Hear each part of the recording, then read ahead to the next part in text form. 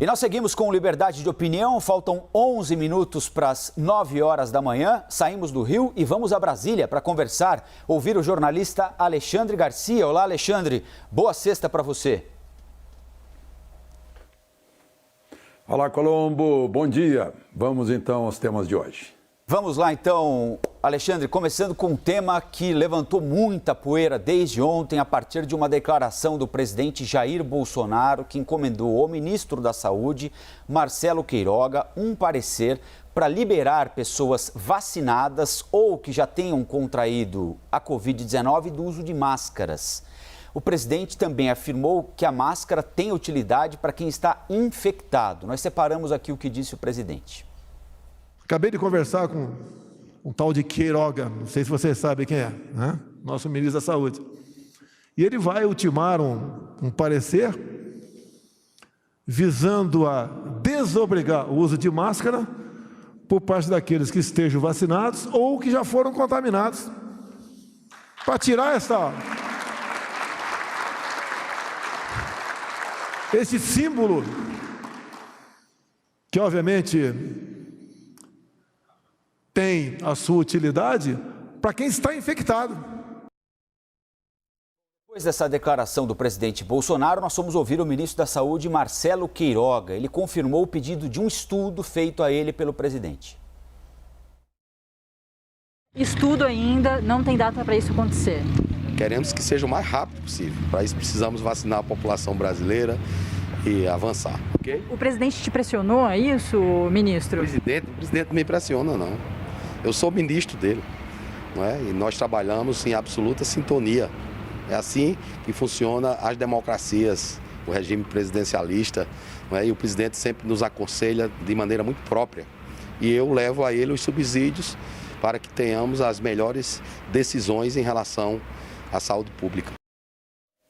Alexandre, os especialistas dizem que as informações passadas pelo presidente Jair Bolsonaro são tecnicamente equivocadas, porque a máscara continua sendo um equipamento de proteção individual importante para quem já foi vacinado, porque o indivíduo vacinado pode ainda contrair a Covid, embora não desenvolva a forma mais grave da doença, pode passar a Covid para alguém que ainda não foi vacinado. Por que é que o presidente toca nesse assunto agora? Nós ainda temos 11% apenas da nossa população imunizada com as 2 doses das vacinas. É hora de levantar essa lebre, Alexandre? Não, não é. E ele fala em símbolo, certamente símbolo da mordaça. Mas ontem foi o dia da artilharia, o dia que ele falou, dia da artilharia. Ele é artilheiro. E ele sabe muito bem que um tiro cedo demais pode pegar na tropa amiga. A tropa amiga pode estar naquela posição e receber uma salva de artilharia. E aí há mortos e feridos. O tiro tem que ser no momento exato. Eu estou lembrando do Chile agora. Nesse momento, o Chile está passando por isso. A partir de agora, a Grande Santiago entra em quarentena num país que é o modelo mundial de vacinação. Metade da população adulta está vacinada com as 2 doses. 75% da população está vacinada, né, com a primeira dose. E aí eu vejo informação oficial do Chile dizendo que 60% das hospitalizações são de gente que não tomou nenhuma vacina ou tomou a primeira dose. Né? A conclusão é que 40% dos hospitalizados tomaram as 2 doses. Né? Então, não dá para abrir a guarda enquanto não se souber da eficácia das vacinas. Lá, 85% das vacinas são Coronavac. Não dá para abrir a guarda. Eficácia de vacina a gente só conhece com o tempo. Né? Então, eu sei, às vezes tem exagero. Né? O cérebro precisa de oxigênio, principalmente de criança, né? de mais oxigênio, né? E a máscara, de certa forma, provoca um retorno do ar expirado. Né? Na atividade física, tudo bem, com distância, mas continua sendo um acessório fundamental para a proteção. Né? Claro que ninguém vai usar máscara na mesa de refeição, não tem como, mas sim usar máscara. E eu acho que então, voltando, o tiro foi cedo demais e pode acertar a tropa amiga. Mas Diga-se, por outro lado, que o governo brasileiro, o presidente, antecipou-se inclusive à OMS. No dia 3 de fevereiro, o Ministério da Saúde anunciou emergência aqui no Brasil. Não tinha nenhum caso ainda no Brasil, tinha caso na Europa. No dia 4, o presidente já estava mandando para o Congresso um projeto de lei recomendando, dizendo assim, né, que as autoridades poderão adotar, no âmbito de suas competências, o uso obrigatório de máscara de proteção individual. Sancionou essa lei, acionou essa lei já no dia 6 de fevereiro. Né? Só 20 dias depois apareceu o primeiro caso em São Paulo. Né? E só 40 dias depois a OMS declarou pandemia. Então antecipou-se. Depois fez outra lei aprofundando o uso da máscara. A lei proposta pelo presidente e assinada por ele.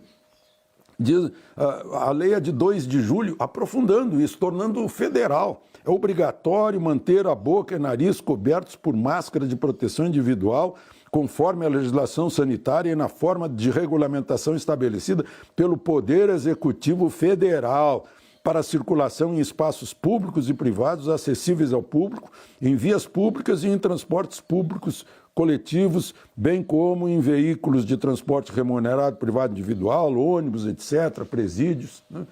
Então, tomou atitude. Agora, eu imagino, né, que é como o ministro disse, vai ter que haver um acompanhamento. O ministro já deu o recado. Primeiro a vacinação, depois pensar como libera ou entrega para os... Aliás, já está entregue a prefeitos e governadores decidirem a região que estiver completamente livre, sem casos, né? Então, é esse cuidado que se deve ter. Não antecipar essa liberação do símbolo. Né? Agora, Alexandre, essa discussão, né, o próprio ministro falou, é um estudo, a gente não sabe quanto tempo vai demorar até que esse estudo fique pronto, não é? Se tem de discutir com o Congresso, não tem de discutir com o Congresso, aí depois tem a questão de estados e municípios que você lembrou, né, que podem determinar que nos seus territórios a utilização de máscara continuar obrigatória, mas do ponto de vista da mensagem do cargo, né, de alguém que ocupa o cargo, do presidente da República, que tem uma legião importante de seguidores, né? Falam em até 30% do eleitorado, absolutamente ao lado do presidente Jair Bolsonaro. Que tipo de influência isso pode ter no comportamento da população agora, mesmo antes aí da conclusão do estudo, enfim, de discussões legislativas? Pois é, em primeiro lugar, discussão legislativa. Isso é lei, eu acabei de ler a lei. Então, para mudar a lei, precisa ir para o Congresso. O Congresso tem que aprovar. Né? Provavelmente está pedindo um estudo, um parecer, para saber se pode encaminhar ao Congresso um projeto de lei de regulamentação mais atualizada do uso da máscara. Pode ser isso. Agora, da maneira como foi falada, parece que dá esperança de que logo vai haver dispensa da máscara, né? Não está dispensado, não, continua lei. Né? É lei sancionada por ele, publicada no Diário Oficial e proposta pelo presidente da República. Alexandre, o governo federal discute recorrer ao Supremo contra quebras de sigilo aprovadas ontem pela CPI da pandemia, ontem e anteontem também, de integrantes e ex-integrantes do governo. Felipe Martins, que é assessor internacional da Presidência da República, ex-ministros do governo Bolsonaro, o ex-ministro da Saúde, Pazuello, e de Relações Exteriores, Ernesto Araújo, além de Elcio Franco, que foi secretário executivo do Ministério da Saúde, agora trabalha na Casa Civil, da secretária do Ministério da Saúde, Mayra Pinheiro, do secretário Arnaldo Correia de Medeiros. Essa decisão deve sair ainda hoje, segundo a apuração do Caio Junqueira, nosso analista de política aqui na CNN. E se o governo optar por ir ao Supremo Tribunal Federal, deve apresentar um recurso alegando que uma CPI não é jurisdição adequada para quebra de sigilo e que isso configura um abuso de autoridade. Queria que você falasse um pouquinho, Alexandre, então, sobre a decisão da CPI de quebrar esses sigilos telefônicos, telemáticos, de integrantes e ex-integrantes do governo, e se o argumento que deve ser utilizado pelo governo de abuso de autoridade, caso decida ir ao STF, tem fundamento. Pois é, isso está fundamentado no macartismo, na Inquisição, né? Talvez na Revolução Cultural, nos expurgos. Né?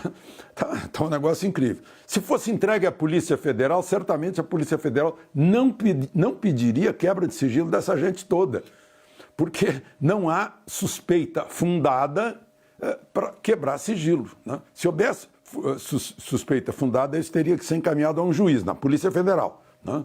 A Polícia Federal teria que, por exemplo, investigando o governador que sumiu com o dinheiro que era para comprar respirador que não apareceu até hoje. Aí há algo fundado. O dinheiro foi, mas o respirador não veio. Né? Então há algo fundado para quebrar sigilo. Mas o governador até está sendo dispensado de ir lá. Né? Então, o que está acontecendo... Eu acho que se alguém recorrer, vai recorrer apenas para a cidadania não ser atingida de forma tão injusta, né? Tão perseguidora, tão inquisidora. Eu vejo aí, por exemplo, eu vou citar nome, Carlos Wizard, eu sei que é um filantropo, é um benfeitor, é um sujeito que dedicou o tempo dele todo. Agora, passar por esse vexame, as pessoas que você citou, passar por esse vexame sem suspeita fundada de nenhum ilícito, né? Ou para levantar conversinha, né? Como fez o padrinho de casamento da deputada Carla Zambelli, que pega lá uma conversa telefônica entre a afilhada de casamento e ele, o ministro, então ministro da Justiça, né? Fica uma coisa assim tão chã, de um nível de tão pouco caráter, meu Deus do céu, é lamentável.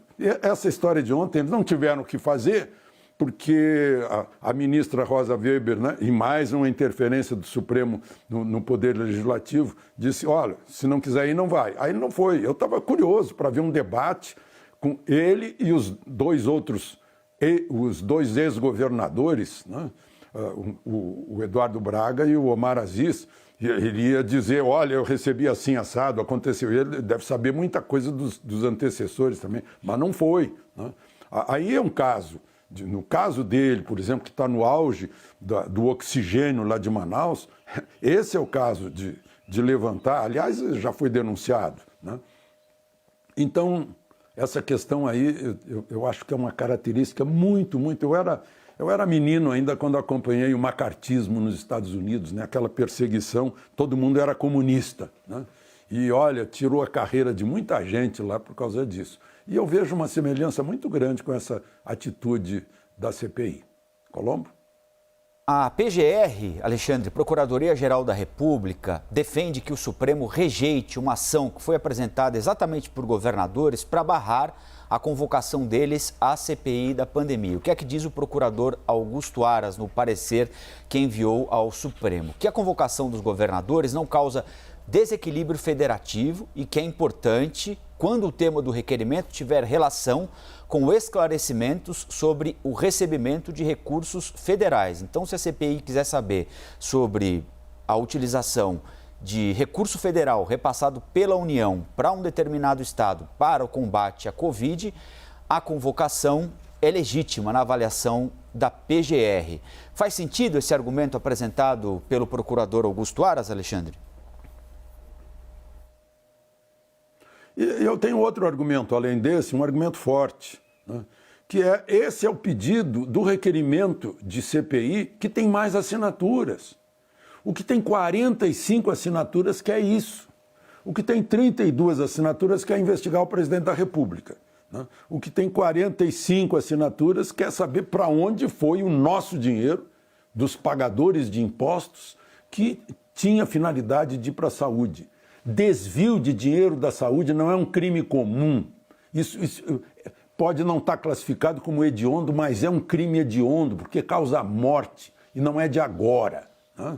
Não é de agora que tem havido esses desvios. Isso vem ao longo do tempo. Né? Muito dinheiro da saúde que foi desviado e que provoca as mortes nos hospitais antes mesmo da pandemia. Né? Eu acho que aí sim. E os governadores estão alegando no Supremo que, por analogia, já que no artigo 50 está mais ou menos entendido que o presidente da República não pode ser convocado, já que ele é chefe de executivo, os demais chefes de executivos não podem. Mas eu pergunto, se o TCU pode investigar, o TCU vai atrás do dinheiro federal que vai até lá na ponta, até nas prefeituras, né?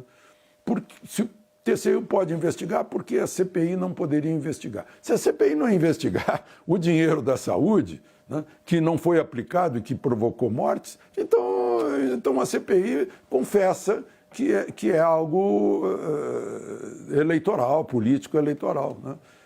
Mas então vamos esperar para ver como se encaminha essa história aí, o Consórcio Nordeste, a blindagem de Carlos Gabas, que é o executivo do Nordeste. A gente percebe, né? A CPI abre tudo e aí o pessoal que está acompanhando está percebendo essas coisas.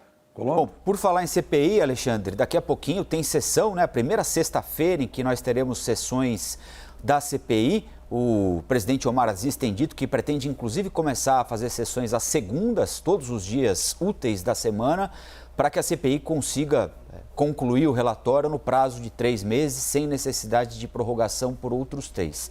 Então, nessa primeira sexta-feira de funcionamento da CPI, serão ouvidos os depoimentos de 2 cientistas, Natália Pasternak, que é microbiologista, e Cláudio Maierovitch, que foi presidente da Anvisa e da Fiocruz, é médico sanitarista. Por que é que os senadores o convocaram? Entendem que a trajetória pública e acadêmica nacional e internacional dos dois pode ajudar a esclarecer a CPI e ao país sobre a melhor forma de combate à pandemia da Covid-19. Alexandre, o que é que você espera desses 2 depoimentos marcados para hoje, sexta-feira, que nós vamos acompanhar juntos a partir de daqui a pouquinho lá em Brasília? Ou aí em Brasília, né? Bom, a Natália Pasternak é bióloga, ela é do Instituto Questão de Ciência, doutora em genética molecular de bactérias, né? Mas o assunto hoje é vírus. Ela é tida como um destaque contra a desinformação nessa área na pandemia. O Cláudio Maierovitch, né, é um sanitarista da Fiocruz, que trabalhou no governo Dilma como diretor da Vigilância Sanitária de Doenças Transmissíveis. Ele também foi presidente da Anvisa no governo Fernando Henrique. Eu estava ouvindo agora uma entrevista recente dele, em que ele diz um aparente paradoxo: ficar dentro de casa e não ficar em ambientes fechados. Mas eu acho que não é um paradoxo, ele está dizendo que tem que abrir as janelas. E a ciência é isso, abrir as janelas. No entanto, eu vi uma entrevista lá no Senado, no site do Senado, do senador Humberto Costa, que foi ministro da Saúde de Lula e que é um dos que convocou essas pessoas, né? Que apresentou requerimento para convocar, dizendo que vai ser ótimo porque eles são convergentes, eles têm as mesmas ideias. Aí eu pergunto, seria necessário então chamar 2? Né? 2 se tivesse ideias diferentes. Quando eu tinha um programa numa outra emissora, se tinha 2 ideias diferentes, a gente convidava 2. Se tinha 3 ideias diferentes, a gente convidava 3. Se tinha 4 ideias diferentes, a gente convidava 4, porque senão o programa perde o brilho. Fica todo mundo dizendo a mesma coisa. Não há o contraponto que é necessário para a ciência, né? E as ciências da saúde não são ciências exatas. Ciência exata é aquela que diz que 1,35 avos, né, do depoente é a mesma coisa que 2,7, 2,8% do senador Otto, né? Isso é ciência exata. Agora, as ciências da saúde não são exatas. A ciência, né, a essência dela é a experiência, a abertura, é o contraponto, a controvérsia, a discussão, para ir aprendendo, para ir crescendo, para ir engrossando com novas ideias, com novas experiências, ou experiências que dão errado, que são abandonadas. Né? Assim que se busca o caminho onde não é ciência exata. Né? Mas, então, vai haver 2 hoje, dizendo essencialmente as mesmas coisas. Eu até vi aqui as posições dos 2, né? Eu digo que bastaria 1, mas enfim, a CPI convocou, foi pelo voto da maioria, né? Foi Renan Calheiros, o Randolph, o Humberto Costa e o senador do Espírito Santo, Duval, que foi quem pediu a bióloga Natália. Então, vamos esperar, daqui a pouco começa, né, Colombo? É isso, e nós vamos acompanhar juntos aqui na CNN. Alexandre, ótimo final de semana, bom ouvi-lo mais uma vez e até segunda, 8h20. Obrigado, aproveitem o fim de semana.